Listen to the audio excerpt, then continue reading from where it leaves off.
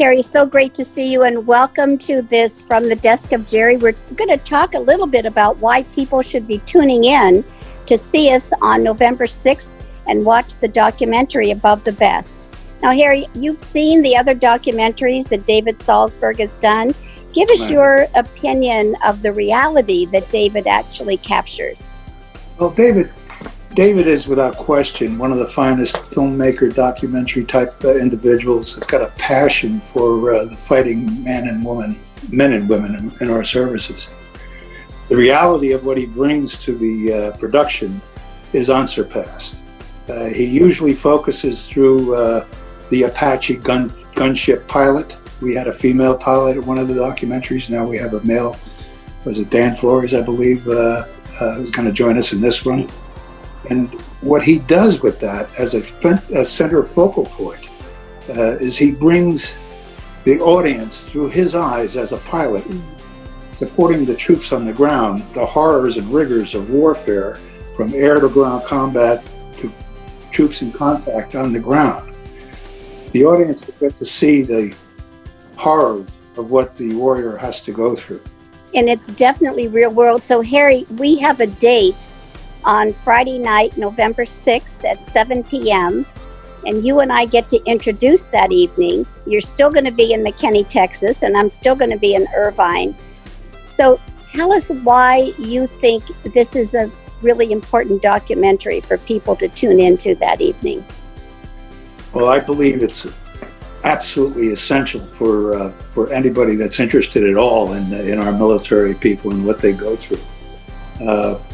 The reality of the fight, the horror that they experience, the sacrifices they make in the battlefield, the horrors of seeing their friends die right next to them while they fight to protect other people around them. I mean, the selfishness of these individuals is unbelievable. It's absolutely essential to get that degree of the rigors that these folks go through so we can take a better look at how we treat them after they get out. So let's talk about that, Harry, because you have a lot of titles, but one that I love the most is that you are the lifetime executive director of VetNet. Me as well. So, and honestly, it was the most marvelous experience working with you to launch our VetNet program. So we have a chance, Harry, to work with some of the veterans who are obviously coming back from combat. What was your passion behind wanting to get the VetNet program launched? Well, I've told this story several times, but when I was wounded in a hospital years ago in a different world, I was in an amputee ward. Not that I was an amputee, I was wounded in my legs, but the people around me, the young people around me, 19 to 23, 24-year-old Marines, some with legs, some without arms, some without anything, quads. And I just so passionately remember those days and the thoughts that I had when I was there as their senior guy on the floor. Who's going to take care of these kids after they get out? And that was always something that burned in my mind. And when I finally met you years and years later, I saw what you were doing with the civilian world and the inadvertent vet that would pass through working wardrobes. And I went to you and I said, Jerry, we need to focus on the veterans. That's a different breed. They need a different approach. Even though you do have all the tools in working wardrobes to do what is needed, we need to finesse our approach to the veteran, i.e. put together a veterans program, thus the foundation of VetNet. VetNet today, 9 some odd years later, 10 years later, after our first grant, 9 years ago, I believe, we have passed through hundreds of veterans, get them clothed, get them trained up, get them employed, and continue to have them employed with a staff primarily consisting of veterans.